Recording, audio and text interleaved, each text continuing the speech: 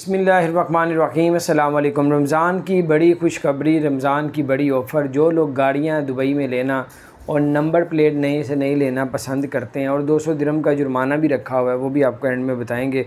छोटी सी वीडियो है। सबसे पहले आपको बताते हैं रमज़ान में नई ऑफ़र दी है कि अगर आप लोग 10 नंबर लेना चाहते हैं, 00 नंबर लेना चाहते हैं, नंबर प्लेट, और या 12 नंबर लेना चाहते हैं, 17 नंबर लेना चाहते हैं, 7 नंबर लेना चाहते हैं, 100 नंबर, 786 लेना चाहते हैं, 333 लेना चाहते हैं, 1000 लेना चाहते हैं।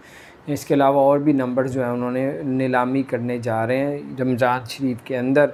और अगर आप इसमें हिस्सा लेंगे तो ये लाखों दिरहम की, हज़ारों दिरहम की जो है ये नंबर प्लेट बिकती है। अपने मर्ज़ी का नंबर ले सकते हैं और इस मौके से फ़ायदा उठाए। इसी रमज़ान में उन्होंने दोबारा से बोली करनी है नंबरिंग की। और स्कूटी जो लोग दुबई में चलाते हैं, कहीं भी खड़ी कर देते हैं, उन लोगों को जुर्माना 200 दिरहम का भी किया जाएगा।